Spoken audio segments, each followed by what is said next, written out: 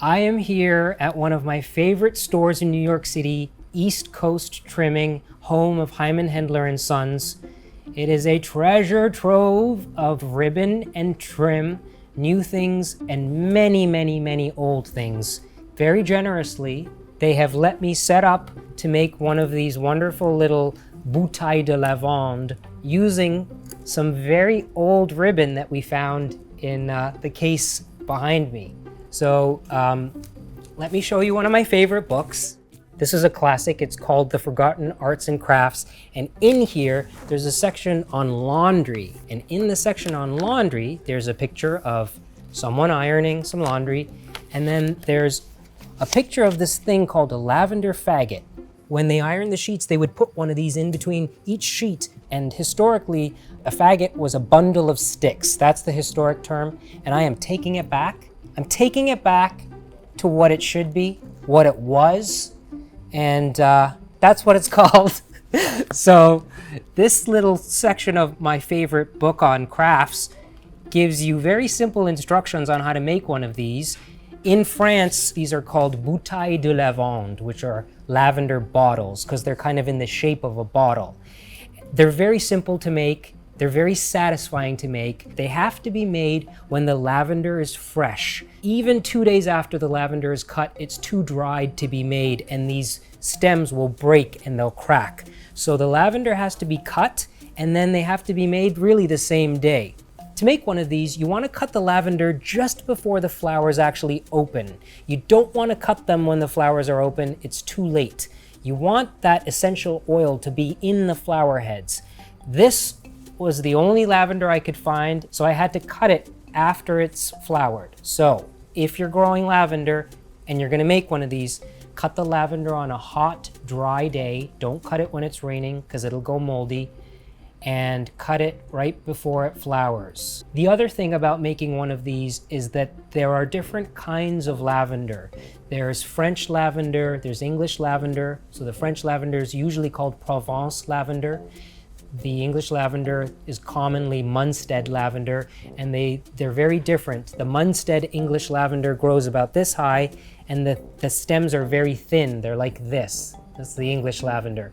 But the French lavender that grows in Provence, it grows really high. Sometimes it gets 3.5 feet high, and the stems are very thick.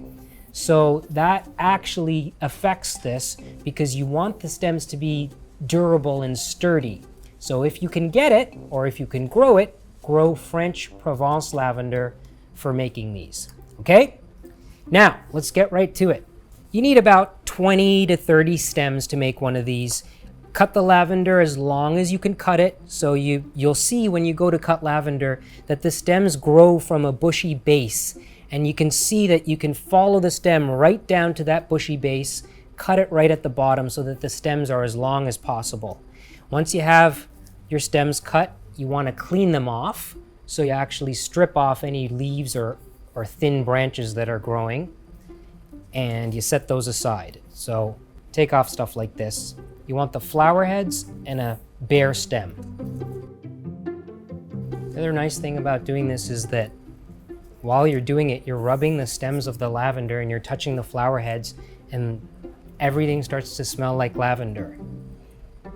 It's an aromatherapeutic activity. Is that a word? Is that a term? I just made it up. Maybe it is a term. Aromatherapeutic? Yeah. Aromatherapeutic. Okay. So now you have all your lavender stems cleaned. You gather them together so that the base of the flower heads are at the same level. So you're not lining up the stems on the bottom, you're lining them up right here. So I'm going to pick them up one by one and carefully hold them together in my other hand at that very point. If the flower head is very long, try to place it so that it's going to be in the center of the bundle. Like that's very long. So I'm going to place it underneath, and I'm kind of rotating this as I go to just make sure that all those flower heads are lined up at the same place. Now, those are all my stems. Very carefully set that aside while you cut your ribbon. Maybe I should have cut the ribbon before I did that. So you need about a yard of ribbon for this, a yard or yard and a half. It's always better to have the ribbon longer because if you run out of it, then you have to tie it together and it doesn't look pretty. So cut about, look at that, look at this. This is just a joy and a thrill. I'm gonna take my ribbon, I'm going to very gently put it under the flower head stems, and then I'm going to tie it very tightly with the ribbon at the base of all those flower heads. And that's why it was important to line them up. So give it a good pull, like that. And what we do next is we turn this upside down. And then we take these stems one by one and we fold them over the blossoms. Try to fold the stems down over the blossoms in the sequence in which they've been arranged in this bundle already. It'll just make the whole thing neater. It'll help you while you're weaving the ribbon under and over. This is the reason why the lavender needs to be cut when it's fresh, because if it's too dry, it'll just snap. They need to be pliable enough to be able to bend them over without breaking them. Okay, now all the stems are bent. We're gonna gather them together and look what happens. We have a cage. You have a cage around the flower heads. So this gets woven together with this end of ribbon. So I've found my ribbon, I've pulled it out through the stems. I have disguised the other little end. You wanna hide that. And now this is the part that is a little complicated that you really wanna take your time doing. You wanna weave this ribbon over and under sets of 2 stems. Okay, so you're gonna go over 2, under 2, over 2, under 2, and then you're eventually gonna come back to the beginning. And that first round, it's very important to keep those stems in sequence because when you come back to the end, you need to continue and it needs to be going in the opposite direction. So round 1 and round 2 are kind of tricky and confusing. Once you're past round 2, you're kind of in the safe zone and it'll get much easier and you'll have an understanding of how this works. So over 2 stems and under 2 stems, and then over 2 stems and under 2 stems. And getting it under the stems, be gentle because you don't want to break those stems off the top. Now this is what's tricky, is that these 2 stems are just kind of hanging out over here. You can't lose them. You have to hold them in place so that they're going to stay there for the next round. Over 2 stems and under 2 stems, over 2 stems, under 2 stems. Now, okay, look at this. So we've reached the beginning. So now the ribbon is over these 2 stems, and now this was the first set of stems that I put the ribbon over, and it requires the ribbon to go underneath. That's what's going to create the basket weave. And the next 2 stems, the ribbon was going underneath previously, and now they're going over. Pull it tight.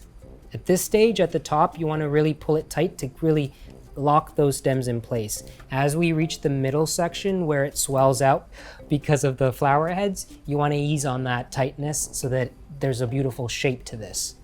Now you can really see this looking like the basket weave. So we're coming to the end of this, and you can see that it swelled in the middle and then it's cinching back together at the end. The great thing about these is that once they're dry, if you use French lavender, they're very sturdy. Like they don't crack and they don't fall apart. I have some that are 5-6 years old and they're still being used in my area where I keep sheets and towels. I have one that I put under my pillow. I have one in my t-shirt box, my Marie Kondo t-shirt box. I have them all over the place. So look at this. Just sort of naturally in weaving the ribbon over and under, you come to a point where you're at the end, right there.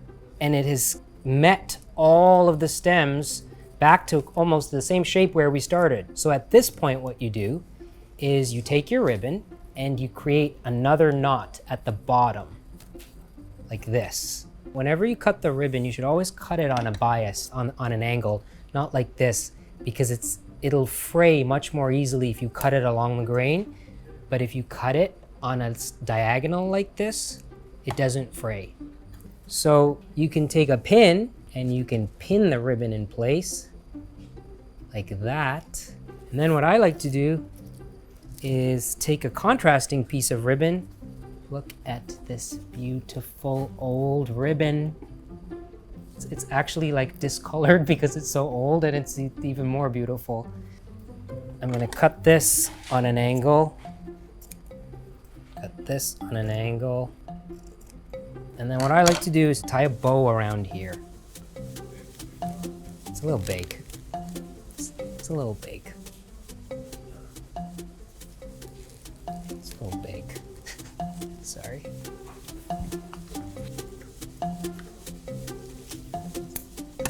And the last thing is to tie up the bottom with a bit of ribbon and then trim the ends so that they're all even. And there we go. A bouteille de lavande, a lavender faggot, a historic piece of laundry equipment made from the garden that will dry and that will last for many, many, many years. If you start using these and they're starting to lose their scent, to bring it back to life, you just sort of do this. You press this. When you press the heads, it reactivates them and you'll start to smell lavender again. So if you grow lavender, here's a great way of using it. And if you don't grow lavender, here's a great reason why you should. What do you think? Is this something you'd like to try at home? Please let us know in the comments below. If you liked this video, give it a thumbs up. If you didn't, but please subscribe for more videos just like this one. Where'd you learn to do that? From this, Picked it up? let me show you. Look. It's everything. All sorts of wonderful things. It's all the old ways of doing things, and in here, there is Gone forever.